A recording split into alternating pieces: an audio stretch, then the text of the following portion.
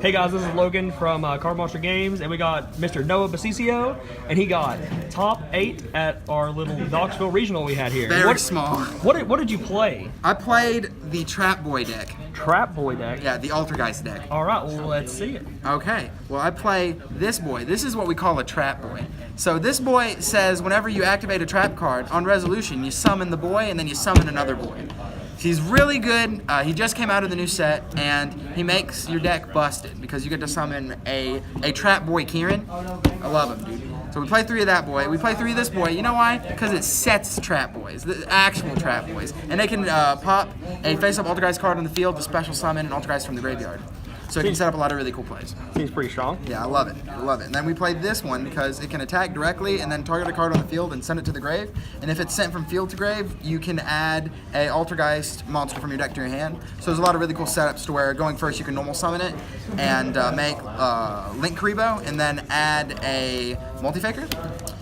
But besides that, like it's like going second, you can just normal summon it and like attack and out your opponent's stuff because it sends and damage stuff. Right. But unfortunately, it does target. I play 1 of this because it's a Negati boy, and it's just another monster because you don't really have that many. Now, is that standard?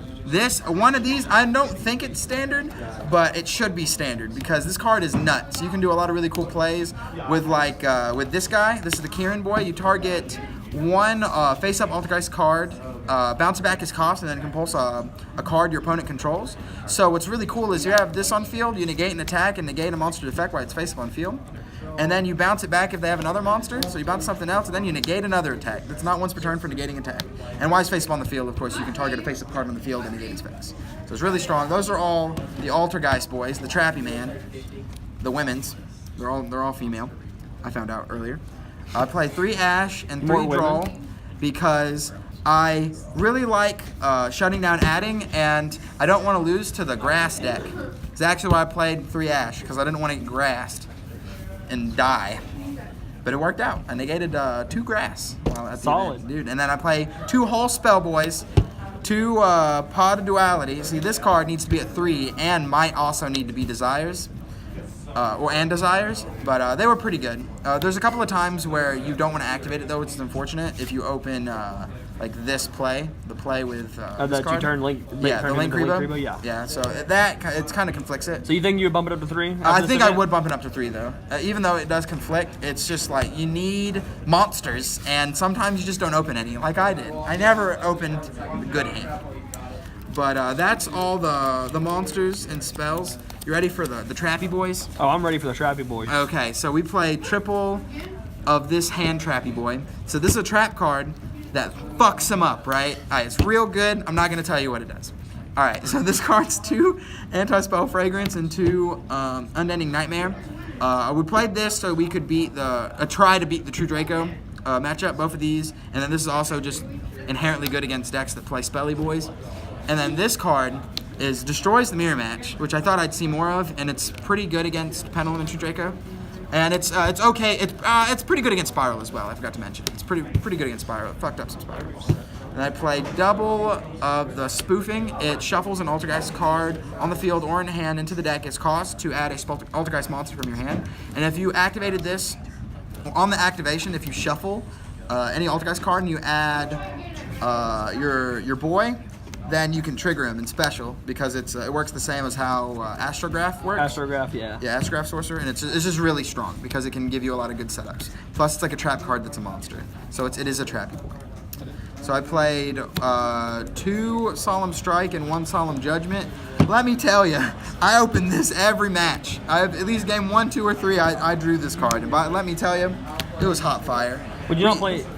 Oh, good. Would you not play any more Solemns, like Strike or maybe even Warning? See, I'm thinking about Warning. I really didn't like the more because like already having my life points is like pretty hefty considering I was maining the Unending Nightmare. So like I wouldn't be able to resolve it that many times depending on how the matchups would go. But I think this ratio was good. I think I might put Warning in because whenever my opponent summoned Danko and I had to Judgment it instead of just Warning it, it hurt. There's a lot of life points.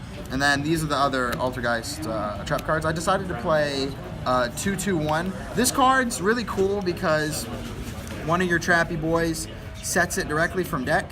So if you didn't open any monsters and all your other trap cards or cards in hand are responsive, when you summon this, you set this. So during your opponent's turn, you summon. Not only it will protect these, but it'll make it to where you can link both of these together into a Hestia, which whenever it leaves the field, you actually get to start playing the game. So that's the reason I did these. Plus, the protection matters a lot because a lot of people were like Heavy Storm Duster and Twin Twister. So and like you can just protecting chain to respond. Yeah, right. chain to respond. It was very helpful. And then 2/2 is really good because like they recycle each other's. They recycle each other already, and then this card also, besides being a compulse, whenever it leaves the field, you can add one of these back to your hand from the graveyard. There's a lot of really neat setups. And then my last 3 trap cards were triple TT. I love triple TT. Play triple TT. All right, so now that's all that. We're gonna go to the extra deck. All right, I didn't summon this card. I didn't summon this card. I summoned it once. I lost that game. I summoned this card once. I won it. This card's awesome. These cards win you games. My opponent goes summon Ibly to your board, make subpar board pass. And I'm just like, free monster, thanks my guy. It was like all this stuff was really good. That's what I was fixing to ask about the mermaid, if you know. Yeah, the mermaid. Just out Ibly. Yeah, that's all it's for, and it's free. I really wanted to summon this card, but I never got the chance to because I of course get to recycle my trap cards, and recycling Judgment is hot. Yeah, but those cards are cool. I did summon a couple of them, and it did play fairly well. These cards are the tits, man. Let me tell you something about this. This card, you can negate a spell or trap card by attributing an Altergeist it points to, or that points to it, or I think it just sends it to the grave. I'm not sure. I can't read. And then this one, if another Altergeist monster you control does battle damage, you can target a monster in your opponent's graveyard and special summon it. So this got to take some masterpieces, which was awesome. And then that's how I outed my opponent's masterpiece. And then just like stuff like that. I know from looking at like previous deck profiles, I've actually never seen anyone play the other Altergeist guide, the God of Search of the K. I can't read that. Kadolgula? I don't know how to say that. Weird name. Yeah, I feel like it's pretty good, especially in the True Draco matchup, being able to outmatch. Oh, absolutely. And then in the 60 card matchup, it was really cool. I was played against Infernoids, and they had that new big guy from the starter deck. Do you know his name? Diablo? Yeah, Diablo or whatever. Yeah, I took that. That was broken. That seems pretty strong. Yeah, I took that, and then I played double Link Rebo for the play. It actually came up where I was playing 2 because I thought 1 had the potential to be banished by Called by the Grave or other things like that. And I was really happy I played 2 because it did come up. And then I played 1, my Raid Raptor boy. He's a Falcony boy, and he's for whenever True Draco, pop your back row. See this card that says cheat a monster from your extra deck or your main deck into the board. So we summon this, and in their current main deck, they have 0 outs to this card. So as soon as I summoned it against the deck, I won. Like there was nothing he could do. It's great. And then so this, those I played 2 in the sideboard. I played triple Cosmic, triple Red Reboot, triple Evenly, triple D-Barrier, and 1 Regeki. Let me tell you something. This card, I played against 0 Pendulums. It was garbage. This card, every time I resolved it, I won. Except for that one time I lost because I didn't have monsters. But you know, I won every time. Red Reboot, every time I resolved it, I lost. This card sucks, man. It's good in OTK decks, but I really, I was thinking if I Red Reboot the Red Reboot, and then I summon Meluseek, and then I send the Red Reboot to the grave, as long as they didn't set a second one, I have the potential to still play the game. But if I don't have that play, it's basically just game over. Or if I have like other means to get rid of the cards. If I continue to side this, I might want to consider maining Twin Twister or Heavy Storm Duster. So after I Red Reboot the Red Reboot, I can end phase Heavy Storm Buster and hit both of the trap cards. But as of right now, this did not do me any good. I sided against 2 people, and both of them I lost to, which was very unfortunate. And then, but this card was cool, man. Of course, it's cool. All right, so that's the deck. I love it. Shout out to Dylan Fox, Logan Kite for winning when I tried to win. Shout out to Card Monster. Bye.